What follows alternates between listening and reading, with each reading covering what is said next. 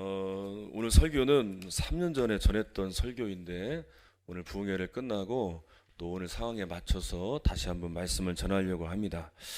어, 저도 그렇지만 여러분들도 예수를 믿고 나서 지금까지 이런 고민들을 많이 하셨을 거예요. 변화된 삶에 대하여 또 변화가 이루어지는 이 문제에 대해서 참 많이 고민을 했을 겁니다. 그러니까 수많은 사람들이 예수님을 믿고 또 수많은 은혜를 받았는데 왜 아직도 변화되지 못하느냐에 대한 문제, 또 분명히 변화는 되었는데 그 변화가 왜 이어지지 못하고 다시 또 과거로 돌아갈까라는 문제에 대해서 참 많은 고민을 저도 했을 것이고 또 여러분들도 해왔을 겁니다. 그러면서 분명한 결론을 모니터 좀 켜주세요. 분명한 결론을 얻게 되었는데 변화된 삶을 지속하기 위해서는 우리가 노력해야 할 것이 있음을 알게 되었습니다. 한 목사님이 신방을 할 때 교인들에게 이런 선물을 했어요. 예전에도 말씀을 드렸지만 예수님의 얼굴이 그려진 액자를 선물을 한 거예요. 교인들이 처음엔 너무나 좋아하는 거예요. 예수님의 얼굴이 우리 거실에 있으니 볼 때마다 은혜가 된다는 거예요. 그런데 그 다음에 이제 신방을 또 가보니까 그 액자가 다 뒤집어 있는 거예요. 그래서 이게 왜 뒤집어 있는가 물어봤더니 이게 처음에는 좋았는데 살다 보니까 너무 부담이 되더래요. 막 부부싸움을 신나게 할 때 보니까 예수님의 얼굴이 있는 거예요. 그건 부담스럽고 또 아이들을 막 혼내고 있는데 예수님의 얼굴이 있는 거예요. 그래서 이제 이게 좀 불편하니까 뒤집어 놓기도 하고 또 치워 놓기도 했다는 거예요. 여러분, 만약에 여러분 집에 누군가 새로운 사람이 방문을 했어요. 그래서 여러분들과 함께 지낸다면 편하게 지내던 삶과는 다를 겁니다. 가족들에게 말하는 것처럼 편하게 말하고 또 행동하지 않을 거예요. 분명 새로운 사람이 있으면 그것을 인식하고 말하는 것도 달라지고 행동하는 것도 달라져요.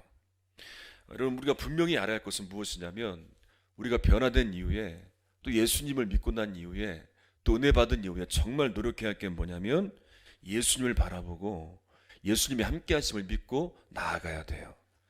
그러니까 예수님이 나와 함께 하신다는 것이 믿어지고 그리고 날마다 예수님을 바라보면 우리 집에 누가 와 있어서 그것이 신경 쓰여서 함부로 말하지 않고 또 행동하지 않는 것처럼, 아니 사람이 이렇게 새로운 사람이 있어도 내 말이 달라지고 내 행동이 달라지는데 예수님이 나와 함께 하심이 믿어진다면 그리고 예수님을 매일마다 바라보고 산다면 우리는 아무렇게나 말하지 않을 거예요.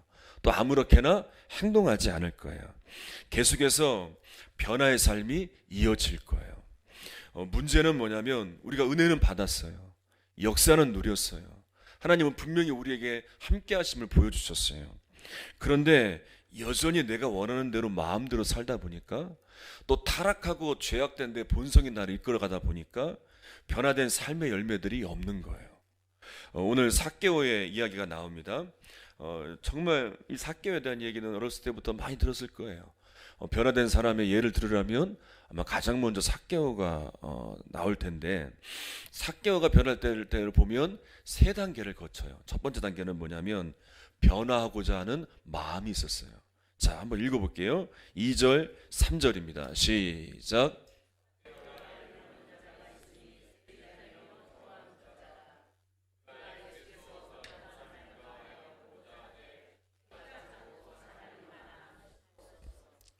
자, 삭개오의 이름은 전통적인 유대인의 이름이라 하더라고요.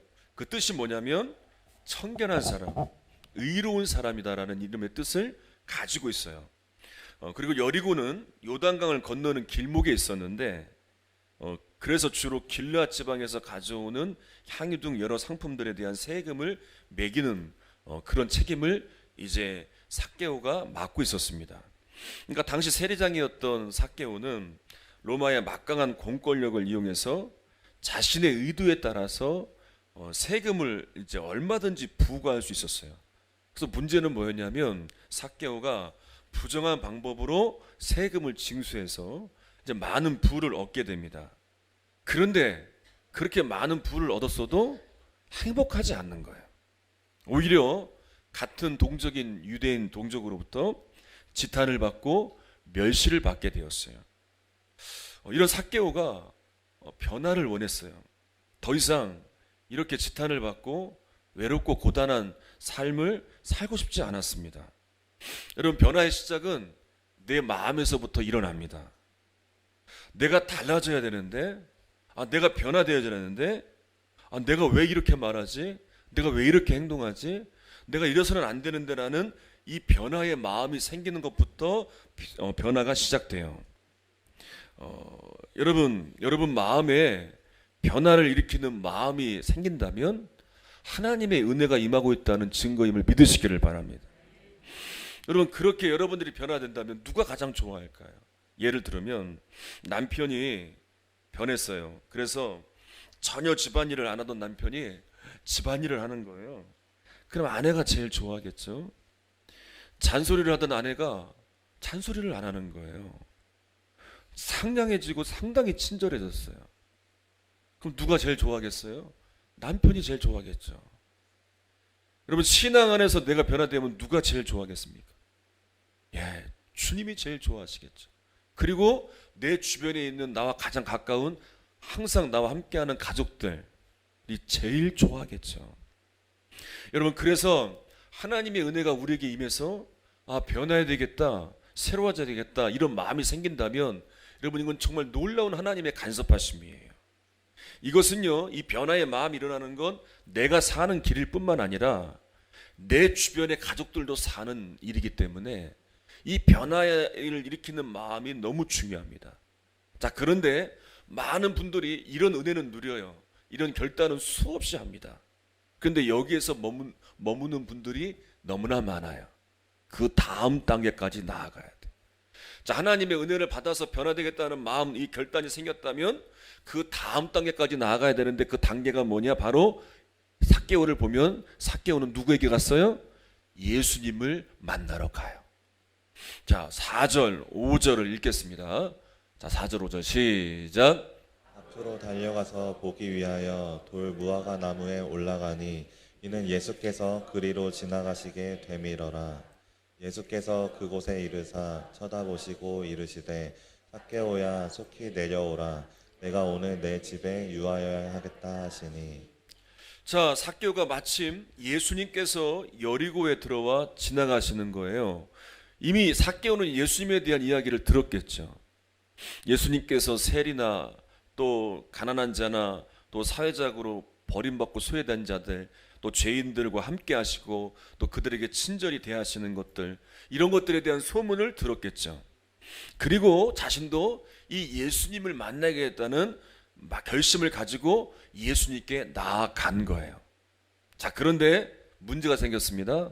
삭개오가 예수님을 볼 수 없어요. 키가 작아서 사람들이 앞에 가려져 있으니까 볼 수가 없는 거예요.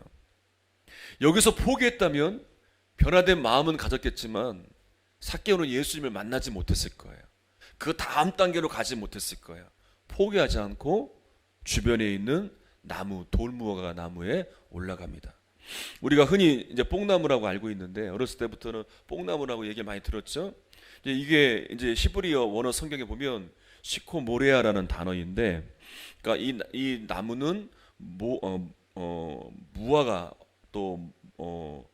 를 의미하는 또 그런 합성어인데, 이 나무는 우리나라에 있지 않은 나무라 하더라고요, 종자가. 그래서 선교사님들이 한국말로 번역할 때 우리나라에 있는 비슷한 뽕나무를 가지고 번역을 했기 때문에 이제 그렇게 해석을 했어요. 그래서 개역 성경에는 뽕나무라 나와 있지만 한 번 더 개혁한 개역 개정판은 우리가 지금 본 바와 같이 돌무화과 나무라고 나와 있어요. 자, 아무튼 삭개오는 지금 예수님께 나아가야 되는데 그것을 방해하는 장애물, 바로 예수님이 보이지 않는 거예요. 거기서 포기하지 않고 그 나무에 올라가 예수님 앞에 나아가려고 해요. 그리고 마침 그곳을 지나가시던 예수님께서 나무에 올라간 삭개오를 보십니다.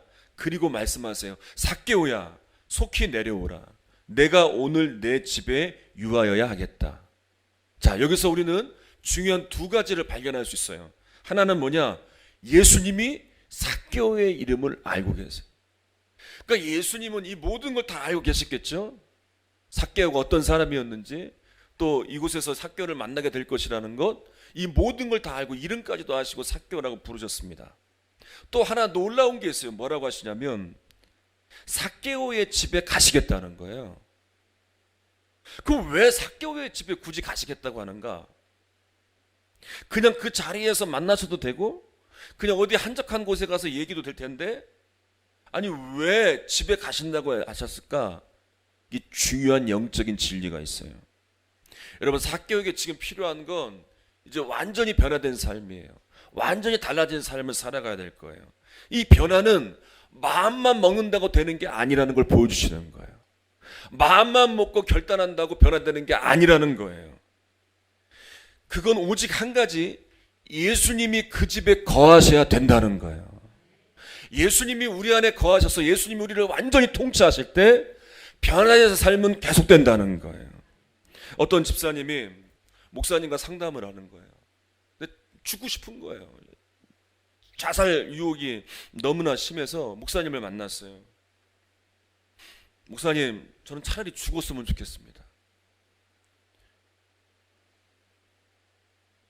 그래서 이 문제를 가지고 수많은 사람들과 이야기를 해도 죽으면 지옥에 간다고 하지만 차라리 죽어서 지옥 가는 게 낫겠다 할 정도로 저는 너무나 힘이 듭니다. 그런데 이 목사님이 이렇게 권면을 했어요. 집사님, 한 가지만 하세요. 예수님만 부르세요. 그냥 다른 거 하지 마시고 기도의 자리에 나와서 예수님만 부르세요. 그리고 이 집사님이 이제 새벽에 기도의 자리에 나와서 그냥 예수님만 부르는 거예요. 그렇게 10분, 20분, 30분, 1시간, 시간이 계속 지나고 모든 기도하시는 분들이 자리를 떠난 이후에 그때부터 하염없는 눈물이 나오기 시작하는 거예요. 예수님이 함께 하심이 믿어지는 거예요. 예수님이 이 집사님 안에 거하시는 게 믿어지는 거예요. 그러니까 그 마음에 위로가 임하고 평안이 임하는 거예요. 여러분, 우리에게도 예수님께 나아가는데 방해하는 장애물들이 있습니다. 아니, 내가 변화되어야 되는데, 내가 새로워져야 되는데, 내가 정말 이렇게 살아야 되는데, 내가 무엇인가 해야 되는데 라고 결단하고 수많은 마음 가운데 변화의 이런 은혜가 있지만, 그러나 이런 마음을 가지고 주님께 나아가려고 할 때 방해되는 장애물들이 얼마나 많아요. 그런데 이 장애물들을 넘어서지 못하니까 그 다음 단계, 예수님이 우리를 통치하시고 새롭게 하시는 이 놀라운 은혜를 누리지 못하고 또 무너지고 또 무너지는 거예요. 하디 선교사님 이야기 수없이 했습니다. 이 선교사님이 이 한국 땅에 들어와 선교를 하는데 사람들이 변하지 않는 거예요. 그래서 이 변하지 않는 것이 여기 사람들의 문제인 줄 알았어요. 그런데 말씀을 듣는 가운데 이 모든 문제가 자객이 있다는 걸 알게 되었어요. 그러면서 이 선교사님이 고꾸라지게 되었어요. 회개의 역사가 일어나게 되었어요. 처음에는 모든 문제의 원인이 여기 한국 사람들이 정말 배우지도 못하고 정말 그 마음에 닫혀 있고 무식하여서 마음이 열리지 않아서 안 변하고 열매가 없다고 생각을 했는데, 그런데 이제 말씀을 보다 보니까 또 주님께 나아가다 보니까 주님께서 가르쳐 주시는 것이 무엇이냐면 이제 한국 사람들을 대하는 본인의 마음의 자세가 잘못됐다는 것을 알려주신 거예요. 이미 이 자신이 우월감을 가지고 그렇게 이 사람을 대한 거예요. 이 사역의 역사가 없고 변화된 사람이 없는 것이 이 사람들로 인한 것이 아니라 나 때문이구나라는 것을 알게 되면서부터 애통해하는 마음이 생기기 시작하고, 그리고 회개할 때부터, 그때부터 역사가 일어나는 거예요.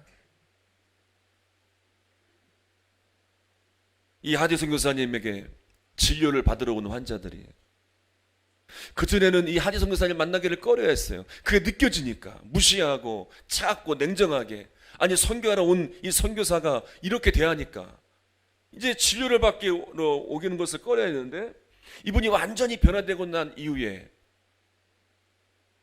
완전히 달라지니까 주님 앞에 이 한선교사님 앞에 나오는 환자들이 의술로 인해서 치료를 받지 않고 이분이 손만 닿아도 기도를 하면 낫는 역사가 일어났다는 거예요. 그리고 그 다음에 일어나는 놀라운 부흥의 역사가 일어나게 되었어요. 이 부흥이 전국에 퍼지게 되었어요. 여러분, 사실 변화를 가장 가로막는 장애물은 바로 나예요, 나. 여러분, 그런데 예수님을 통하지 않으면, 예수님이 내 안에 거하셔서 나의 왕이 되지 않으시면 잘 몰라요. 내 자신을 너무나 몰라요. 왜냐하면 내가 하는 것이 다 옳은 것 같아 보여요. 내 생각과 내 판단, 내 주장, 이 모든 것이 다 옳은 것 같아요. 바울이 그랬어요. 바울은 자기가 하는 생각, 자기 주장, 자기가 가지고 있는 학식, 이 모든 것이 다 맞는 줄 알았어요. 그런데 예수님을 만나고 나니까 내가 얼마나 죽을 죄를 지었는지 안 거예요. 그 다음부터는 이 모든 것들을 다 내려놨잖아요. 버렸잖아요. 그리고 오직 예수님이 자신의 왕 되심을 인정하고 예수님만 바라보며 나아가니까 바울을 통해 변화된 삶의 역사, 정말 복음의 역사들이 계속되는 걸 볼 수 있는 거예요. 자, 그리고 그 다음 단계까지 나아가는데, 자, 그 다음은 무엇이었느냐? 자, 순종의 열매가 있었습니다. 8절 한번 읽어보겠습니다. 8절. 자, 8절을 같이 한번 읽어보겠습니다. 8절입니다. 시작. 삭개오가 서서 주께 여짜오되 주여 보시옵소서 내 소유의 절반을 가난한 자들에게 주겠사오며 만일 누구의 것을 속여 빼앗은 일이 있으면 내 갑절이나 갚겠나이다. 자, 도저히 있을 수 없는 일이 일어났어요. 삭개오에게는요, 돈이 전부였잖아요. 지탄을 받으면서 손가락질을 당하면서도 그 돈을 착취하는 일, 세금을 걷어들이는 일 얼마나 열정적으로 감당했습니까? 그런데 정말 돈을 포기하진 않았는데, 사람들은 다 떠났어도 돈만큼은 붙들고 있었는데, 그런데 그렇게 소중히 여기던 그 돈을 가난한 사람들에게 절반이나 나눠줘요. 그리고 남의 것을 빼앗은 것은 4배나 갚겠다고 해요. 그러니까 당시 율법에 보면 남의 것을 빼앗은 것은 5분의 1을 더해 주는 법이 있었고, 도둑질해서 뺏은 것은 4배를 갚는 규정이 있었다고 해요. 그러니까 이런 규정에 맞춰서 삭개오도 이렇게 결정을 한 것 같아요.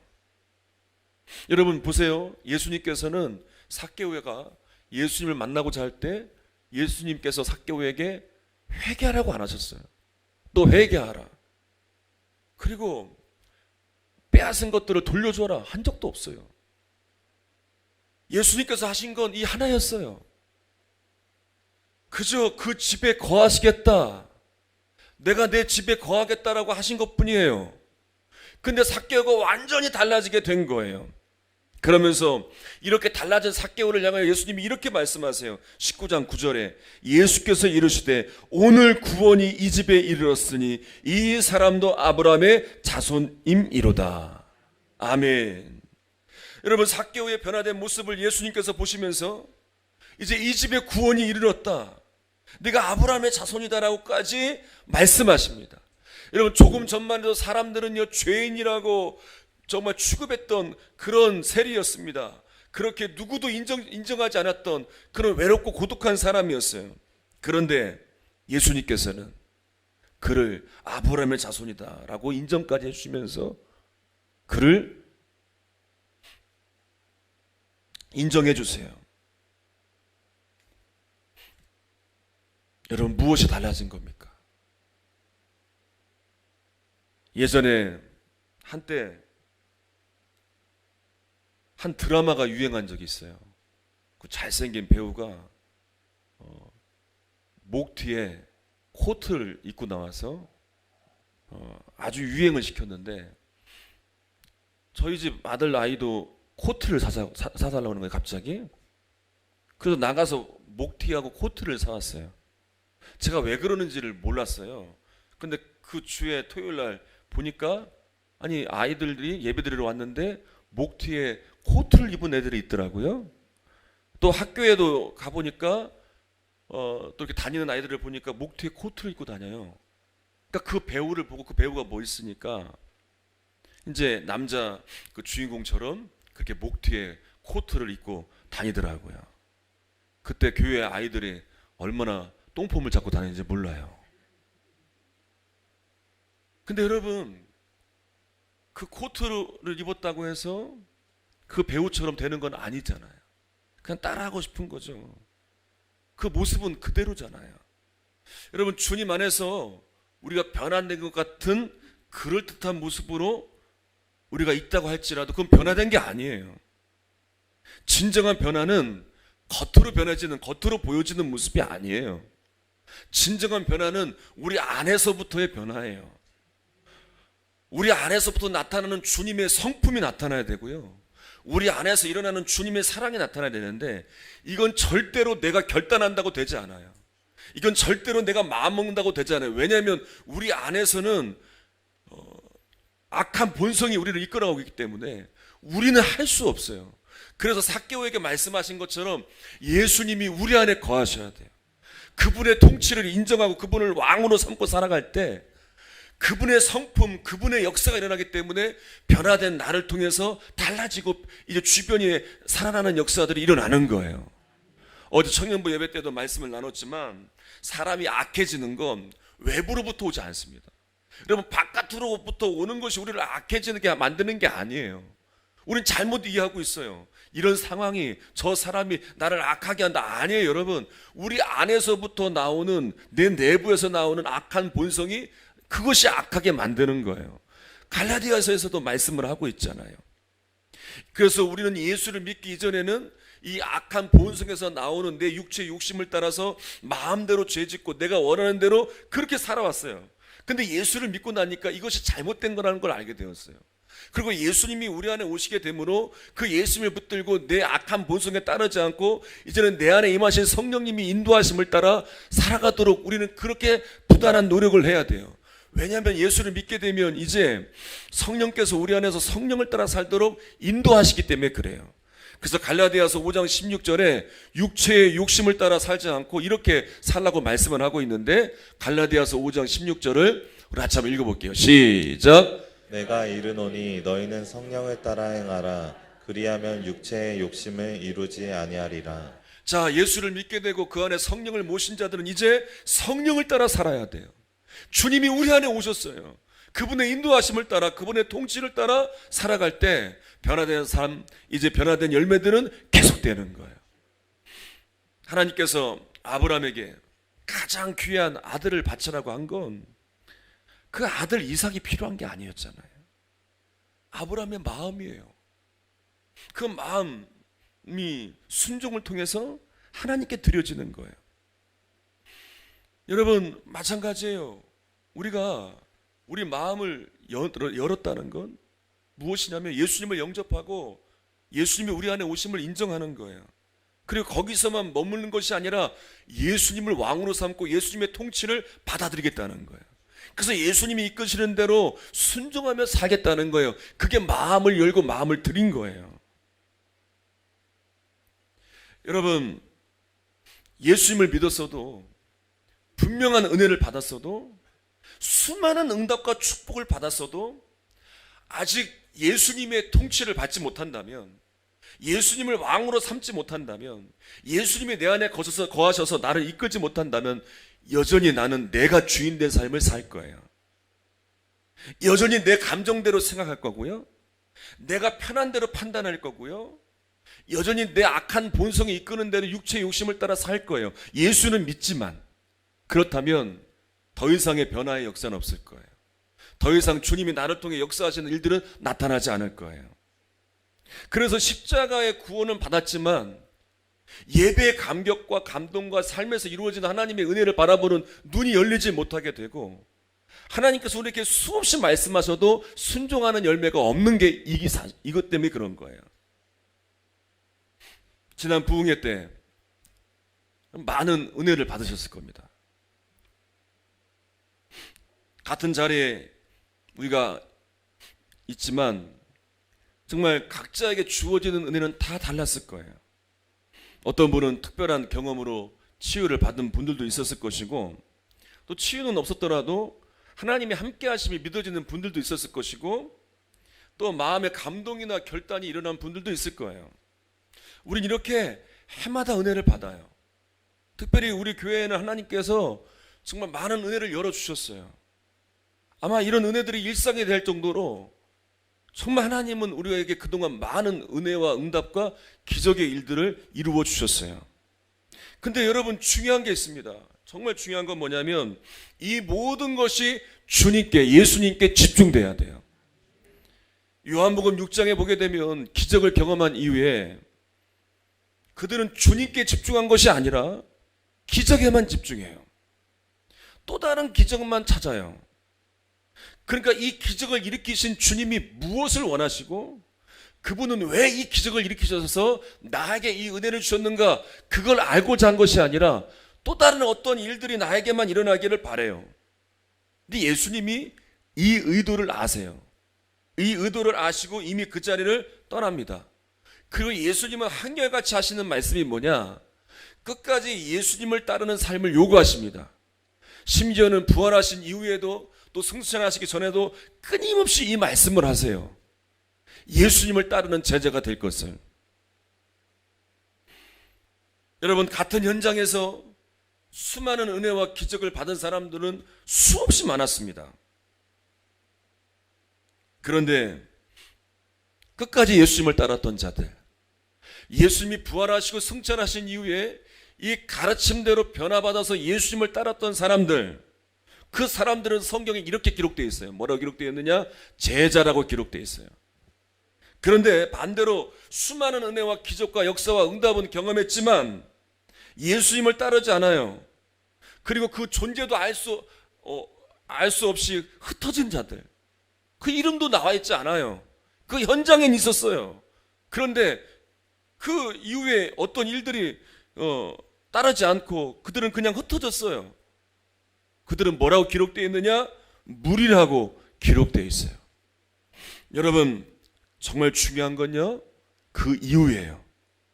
기적을 경험한 이유, 은혜를 경험한 이유, 마음의 감동을 받은 이유예요. 여러분, 죽었다가 살아났어요. 못 고칠 질병에서 고침받았어요. 정말 눈에 보이는 엄청난 역사가 일어났어요. 정말 하나님의 은혜가 나에게 임했어요.